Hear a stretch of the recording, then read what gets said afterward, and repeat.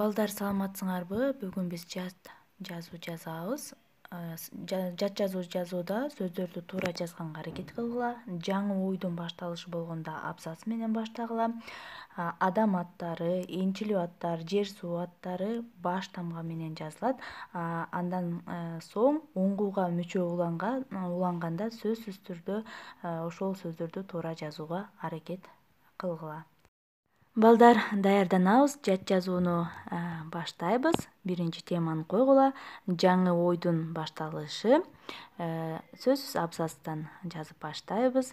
Анан мен окуп тыным койгон жерлерден тыныш белгилерин коебуз.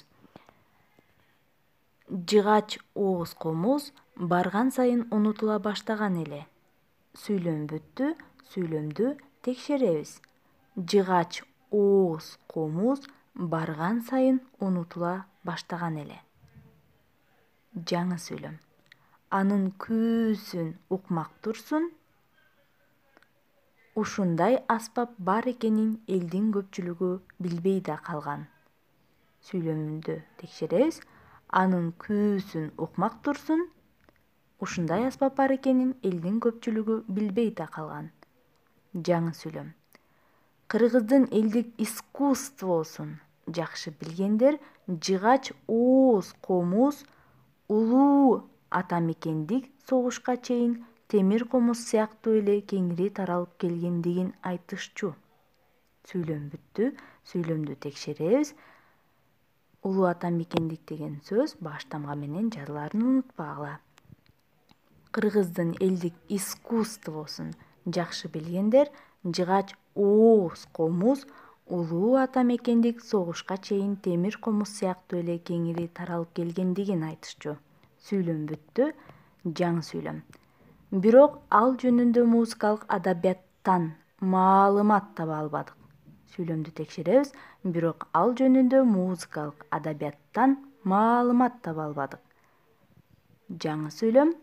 Кыргызстанда көп жылдар бою жашап, кыргыз музыкасын изилдеген москвалык белгилүү музыковед, Токтогул атындагы мамлекеттик сыйлыктын лауреаты В.С. Виноградовдун тырмакчаны ачабыз кыргыздын элдик музыканттары жана ырчылары тырмакчаны жабабыз аттуу китебинде да жыгач ооз комуз тууралуу эч нерсе жазылбаптыр.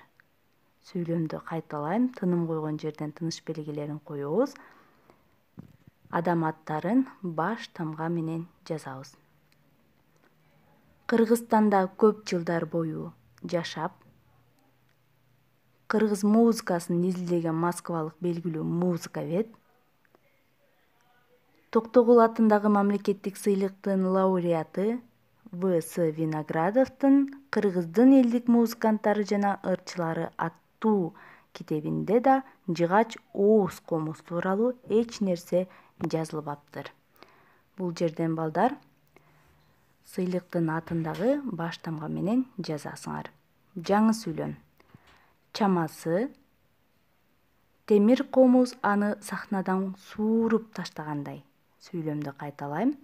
Чамасы темир комуз аны сахнадан сууруп таштагандай. Сүйлөм бүттү, жаңы сүйлөм. Балким бул аспапта ойногон белгилүү музыканттын жоктугунан ушундай болгондур. Кандай сүйлөм экен? Туура, суроолуу сүйлөм экен. Сүйлөмдү кайталайм. Балким бул аспапта ойногон белгилүү музыканттын жоктугунан ушундай болгондур.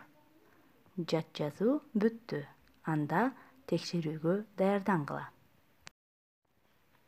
Жыгач ооз комуз барган сайын унутула баштаган эле. Анын күүсүн укмак турсун, ушундай аспап бар экенин элдин көпчүлүгү билбей да калган.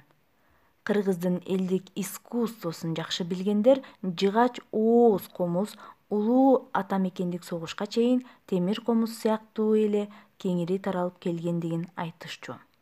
Бирок ал жөнүндө музыкалык адабияттан маалымат таба албадык.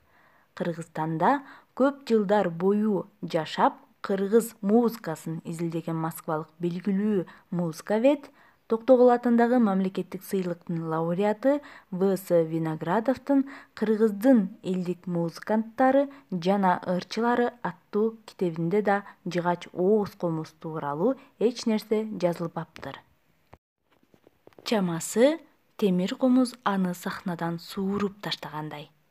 Балким бул аспапта ойногон белгилүү музыканттын жоктугунан ушундай болгондур. Балдар, жат жазууну жазып жөнөтөбүз. Кийинки сабакка чейин саламатта калгыла.